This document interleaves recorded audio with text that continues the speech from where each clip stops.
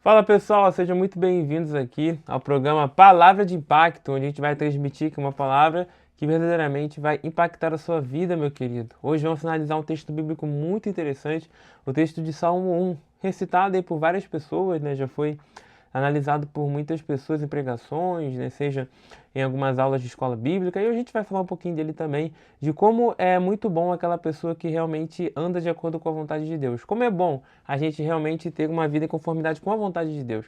E aí, verdadeiramente, a gente vai encontrar o conceito bíblico de prosperidade, que dentro do mundo fora da Bíblia, né, tem um outro conceito, mas o conceito da Bíblia sobre prosperidade é um conceito bastante interessante que a gente vai analisar um pouquinho aqui hoje, tá bom? Então vamos fazer uma oração e a gente vai aqui trabalhar um pouquinho esse tema tão importante que é do tema do Salmo 1. Senhor Deus e Pai, obrigado por estarmos aqui na sua presença, Pai querido, muito obrigado por estarmos aqui hoje, podendo estudar a tua palavra, aprender, Pai querido, mais de ti. Que o Senhor possa verdadeiramente abençoar aqui esse programa, Pai, que venhamos aprender cada vez mais, que sejamos edificados em conjunto, tanto eu quanto a audiência, que verdadeiramente seja um momento de edificação para as nossas vidas, Pai. Toma cada um de nós nas tuas santas mãos, é o que eu lhe peço, é o que eu também lhe agradeço, em nome de Jesus. Amém. Então vamos aqui para o Salmo 1, abra sua Bíblia comigo, lá no Salmo 1, assim diz a palavra do Senhor. Bem-aventurado o varão que não anda segundo o conselho dos ímpios, nem se detém no caminho dos pecadores, nem se assenta na roda dos escarnecedores. Antes tem o seu prazer na lei do Senhor, e na sua lei medita de dia e de noite. Pois será como árvore plantada junto a ribeiro das águas, a qual dá o seu fruto na estação própria e cujas folhas não caem, e tudo quando fizer prosperará. Não são assim os ímpios, mas são como a moinha que o vento espalha.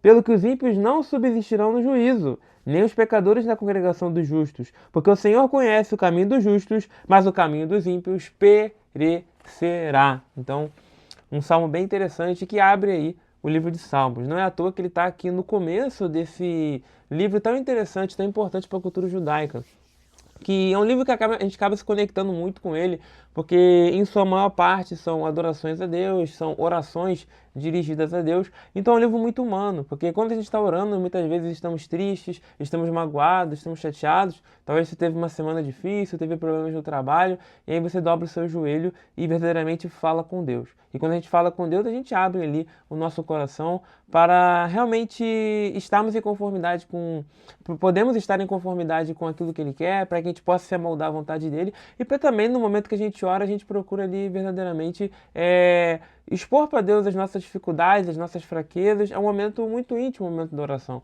E o Salmo, ele é interessante porque ele trabalha isso.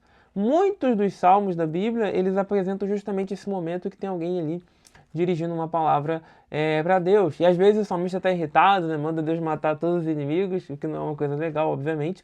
Né? Só que a gente entende que ele está meio bravo ali com a situação, assim como a gente quando está chateado com alguém aí, né? Pede, entrega o fulano nas mãos do Senhor, né? O que a gente entende que a gente está estressado, né? Mas como cristãos, temos que pedir a Deus para moldar o nosso coração, para a gente verdadeiramente amar os nossos inimigos. Não é uma coisa fácil, mas eu tenho certeza que Deus não nos deixará desamparados se nós o clamarmos assim. Então, o tema que eu queria trabalhar aqui hoje no programa é justamente a ideia de como é que você faz para viver uma vida feliz, né? Quando você pergunta aí no mundo o que é felicidade, né? Muitas pessoas podem responder de várias outras formas, né? Por exemplo, você chega na rua, o que é felicidade? A pessoa pode dizer, a felicidade para mim é você ter a conta bancária cheia, você ter 5 carros diferentes na garagem. Ah, a felicidade para mim é fazer uma viagem dos sonhos com tudo pago. Felicidade para mim, né, é ter uma mansão onde eu posso ficar ali, né, e desfrutar de todas aquelas coisas. E muitas definições de felicidade, né? Você vê uma pessoa feliz, o dinheiro acaba dando essa percepção pra gente, né, que uma pessoa com dinheiro consegue fazer muita coisa, né? Mas ela, por mais que o dinheiro pode te trazer uma felicidade ali, não vou dizer que ele não traga, ele traz sim, ele te permite ter experiências, né, mas ele é limitado. E ele não consegue fazer tudo. Né? Você pode até fazer uma viagem dos sonhos, o que for, mas você pega uma doença muito grave, né? O dinheiro, você pode ter todo o dinheiro do mundo, se ela não tiver cura, ele não consegue resolver isso. E essa felicidade ali naquele momento ele não consegue resolver. Então tem que tomar cuidado que ele te dá essa falsa ilusão de empoderamento. Por isso que biblicamente nós entendemos que o dinheiro não é uma fonte plena de felicidade. Né? Claro que o dinheiro é administrado de uma forma adequada, quando nós somos os senhores do nosso dinheiro, né, é uma coisa legal, a gente consegue realmente desfrutar de forma legal ali. Porém, a partir do momento que o dinheiro passa a ser nosso Senhor, né? Aí a gente vive uma situação bem desagradável, a gente acaba virando escravo dele e ele acaba também levando nossa felicidade assim. Né? Para outras pessoas, felicidade é uma coisa mais simples, né? Ter uma família ali com saúde. Né? O que adianta ter todo o dinheiro do mundo, né? E os filhos estarem todos doentes, né? Todos com limitações, né? Verdadeiramente o dinheiro ele pode não te dar esse tipo de felicidade. E na Bíblia, o que a Bíblia fala sobre felicidade? Felicidade na Bíblia, conforme a gente vai ver no Salmo, é viver uma vida em conformidade com a vontade de Deus. Né? Essa que é a ideia de felicidade. Porque como Deus tem sempre o melhor pra gente, verdadeiramente viver a vida em conformidade com a vontade dele vai fazer com que necessariamente a gente consiga viver uma vida muito feliz. Né? Deus tem o melhor para cada um de nós. E a prosperidade na Bíblia, principalmente no Antigo Testamento, trabalha muito bem essa ideia. Né? O ser próspero é aquele camarada que anda em conformidade com o temor ao Senhor. Né? Aquele cara que realmente anda exatamente naquilo que Deus quer que ele faça. Ele anda alinhado com a vontade de Deus. Ele é próspero, ele é bem-sucedido. Isso é ser bem-sucedido, é seguir a lei de Deus, né? Seguir o que ele quer de maneira plena, de maneira que agrade ao Senhor. Isso é ser bem-sucedido na Bíblia. Porque é diferente de hoje, como a gente sabe, né? Hoje, se você pega fora da Bíblia, né, no mundo que a gente vive, a gente sabe que o conceito de sucesso é bem diferente, é uma pessoa muito influente e tudo mais, né? Mas muitas vezes você pode ser uma pessoa completamente desconhecida, mas para Deus ser uma pessoa bem-sucedida, porque você anda conforme a vontade dele, porque você vive uma vida de santidade, né? Claro que tudo graças a ele, mas isso também é uma forma bem interessante de nós pensarmos no conceito de sucesso. E aqui ele vai dizer: bem-aventurado o varão que não anda segundo o conselho dos ímpios. Então, bem-aventurado, né? Bem-aventurado é uma expressão que significa muito mais que feliz. A gente está falando sobre felicidade, né? Então o texto vai dizer: bem-aventurado é aquele que verdadeiramente ele não anda segundo o conselho dos ímpios. Né? O ímpio aqui é aquela pessoa que não teme a Deus, que não anda em conformidade com a vontade de Deus, né? Que não vai ter o conselho, que não vai ter a direção para apontar para algo verdadeiramente bom, para algo que agrade ao Senhor. Então, essa é a percepção do ímpio, aquele que verdadeiramente não teme a Deus. E a gente tem um contraponto nesse salmo bem interessante, né? Você tem ali o justo e você tem o ímpio, né? Você tem aquela pessoa que teme a Deus e você tem aquela pessoa que não teme a Deus. E o salmo traça um paralelo muito bom, né? O justo necessariamente ele é abençoado com tudo isso, né? E o ímpio acaba sendo levado à condenação. Porém, a gente sabe que nem sempre isso acontece na vida, mas eu já vou tratar isso no final aqui de analisar o Salmo. O Salmo tem limitações, não que a palavra de Deus seja limitada, mas porque a forma como ele está abordando o assunto, ela é de uma forma mais genérica. Ele aborda como se fosse a vida como um todo. Se você puder olhar a vida do justo e olhar a vida do ímpio, você vai entender que isso aqui se aplica perfeitamente. Tá? Claro que situações específicas podem acabar te enganando, mas quando você olha a vida como um todo, o seguir o temor ao Senhor é sempre a melhor opção. Então, a pessoa que é mais que feliz não é aquela que vai ter 5 carros na garagem, que vai ter uma mansão. Não que isso necessariamente anule essas coisas, mas que a gente precisa entender que a pessoa mais que feliz é aquela que não anda segundo o conselho de pessoas que não temem a Deus. O que ela faz? Ela não se detém no caminho dos pecadores, né? Pessoas que realmente ofendem a Deus com suas atitudes. Pecar é fazer tudo aquilo que não agrada a Deus. Se Deus me manda ir para esse lado e eu vou para aquele, eu estou pecando, eu estou errando o alvo ali, eu estou errando realmente aquilo que Deus quer para minha vida. Eu não estou cumprindo com a vontade de Deus. Então isso que realmente é o pecado, e isso nos afasta de Deus. Então a pessoa que é mais que feliz, ela não anda segundo o caminho dos pecadores, e ela não se assenta na roda daqueles que escarnecem de Deus, aqueles que zombam de Deus, os zombadores. Ela realmente anda com aqueles que amam a Deus. Ela verdadeiramente vive uma vida em conformidade com a vontade de Deus. Antes tem o seu prazer na lei do Senhor, que é bem interessante, porque os Salmos é como se fosse a lei de Deus, que é a parte central, digamos assim, da Bíblia hebraica, que é Gênesis, Êxodo, Levítico, Números e Deuteronômio, né, que é a Torá, que vem desse termo hebraico, né, que significa lei, né, a ideia de instrução, uma instrução de Deus para o seu povo. Então a gente tem essa ideia da Torá, e é como se os salmos fossem a Torá cantada, a Torá em uma forma poética. E ele abre os salmos justamente falando disso. Né? Será como antes tem o seu prazer na lei do Senhor. Ele tem o seu prazer na lei do Senhor. A lei do Senhor que é a alegria dessa pessoa. Hoje nós temos prazer em muitas coisas. A gente tem prazer em ficar assistindo série por muitas horas. Tem gente que tem prazer, né, de ficar jogando videogame. Tem gente que tem prazer em ter muitas namoradas, muitos namorados, né? Só que o prazer daquele que vive uma vida mais que feliz é verdadeiramente a lei do Senhor. E nessa lei ele medita não um momento do dia, ele não medita 5 minutos por dia, ele não medita 10 minutos por dia, ele medita nela de dia e de noite, ele fica remoendo ali aquilo que ele leu, ele fica pensando um pouquinho aqui, ele pensa um pouquinho ali, e ele pensa mais um pouquinho, e ele vai refletindo sobre tudo isso que o texto bíblico tem a contribuir para a sua vida. E porque ele medita nessa lei de dia, e ele medita nela também de noite.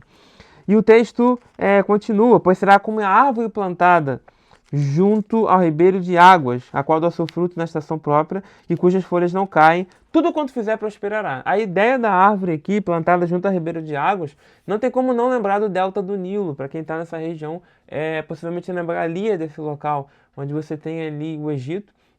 E essa região do Nilo ali é uma região que você tem árvores crescendo ali próximo àquela região do Nilo, que quando você olha aquela região do Antigo Oriente Próximo, é uma região bastante desértica e você tem o Nilo ali como uma fonte de águas que traz essa prosperidade, que traz essa fertilidade para aquela região, é quase que um milagre. Então, quando ele fala, será como a água plantada junto ao ribeiro das águas, já cada o seu fruto na estação própria, né? E tudo quando ele fizer prospera.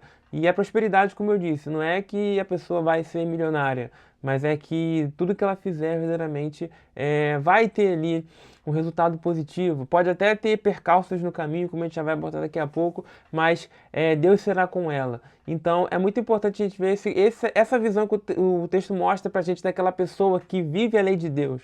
Ela não só lê aquilo que ela tá analisando, mas ela medita, ela verdadeiramente ama essas palavras da lei. Não só ama no momento que está lendo, mas medita naquilo de dia e de noite. Ela tem prazer, ela tem alegria em ler a lei de Deus, em meditar na lei de Deus. Só que tem um outro ponto, tem a pessoa que não faz isso, e aí é o que os outros versos vão dizer pra gente. Não são assim os ímpios, mas são como uma moinha que o vento espalha. E ele bota uma coisa meio que sem rumo, né? Que o vento vai espalhar e a gente não sabe para onde está indo, e fica um cenário um pouco nebuloso, um pouco sombrio. Os ímpios não subsistirão no juízo, nem os pecadores na congregação dos justos, porque o Senhor conhece o caminho dos justos, mas o caminho dos ímpios perecerá. Então ele traça um paralelo aqui, bem interessante. O caminho dos justos, ele é conhecido por Deus. Deus, ele conhece o seu caminho, ele sabe onde isso vai dar, ele sabe onde eles vão chegar. Ele sabe que verdadeiramente o caminho dos justos, ele é um caminho em conformidade com a vontade dele. Mas o caminho dos ímpios é um caminho que está condenado, infelizmente, a um caminho que vai perecer. Então o texto deixa claro para a gente um contraponto. O justo que teme a Deus, que segue a Deus, né? Deus fará com que ele seja próspero. Mas o ímpio que não segue a Deus, que não anda em conformidade com a vontade de Deus, que não tem prazer na lei de Deus, que não medita na lei de Deus, que não ama aquilo que Deus verdadeiramente quer que nós vivamos, essa pessoa vai perecer.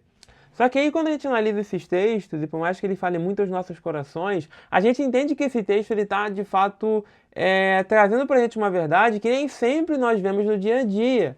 Quando eu falo de um ímpio muito rico, por exemplo, essa pessoa não está perecendo, digamos assim. O camarada está indo, ele está fazendo muito dinheiro, ele não teme a Deus, ele não teme as leis de Deus, ele fala muitos palavrões, ele faz coisas erradas que estão não em conformidade com o caráter de Deus, mas ele cresce, suas riquezas aumentam, sua dispensa aumenta. E muitas vezes aquela pessoa que teme a Deus, que anda em conformidade com a vontade de Deus, ela simplesmente não está vivendo uma vida de santidade. Não vive uma vida ali que agrada a Deus, ou melhor, ela está vivendo uma vida de... Deixa eu retornar que eu acabei me perdendo um pouco. Você tem aquela pessoa ali que sofre, que está passando um momento difícil, ela vive uma vida de santidade. Então, a gente tem esse contraponto, né? Muitas vezes o justo, ele verdadeiramente... Ele vive ali uma vida de santidade, mas ele passa por sofrimento, ele passa por situações de dor, ele passa por momentos um pouco complicados.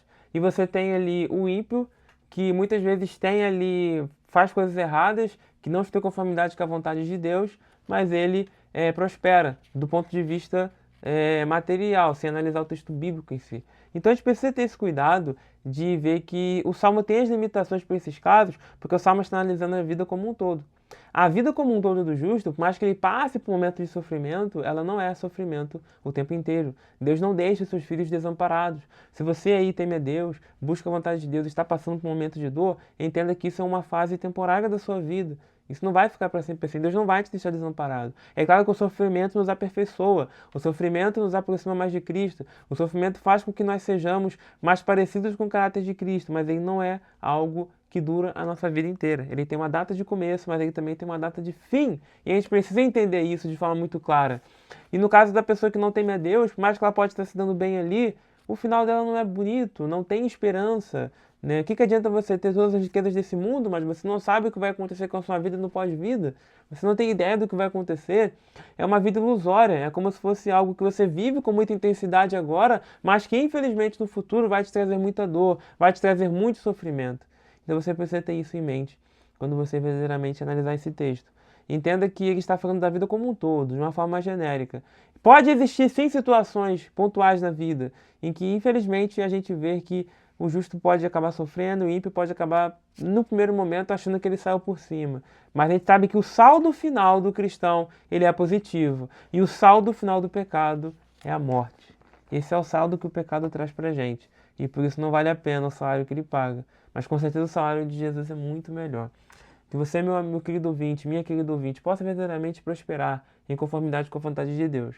Que você prospere também numa forma como material, né, crescer suas riquezas é bom também, desde que elas não te dominem. Mas que acima de tudo você prospere espiritualmente, tendo uma comunhão com Deus e vivendo uma vida em conformidade com a vontade de Deus. Senhor Deus e Pai, obrigado por estarmos aqui em mais um programa, onde a gente pode analisar, Pai querido, com calma, verdadeiramente, esse salmo tão bonito, Pai. Que ele possa encontrar local nos nossos corações e que o Senhor verdadeiramente nos use, Pai, a cada dia mais, para que possamos estar em conformidade com a Sua vontade. Muito obrigado por tudo, Senhor, que o Senhor possa abençoar a audiência, a cada um, que o Senhor nos ajude verdadeiramente a sermos bem-aventurados, a termos prazer na Sua lei, não apenas agora, não apenas daqui a pouco, mas de dia e de noite. É o que nós pedimos, é o que lhe agradecemos em nome de Jesus. Amém.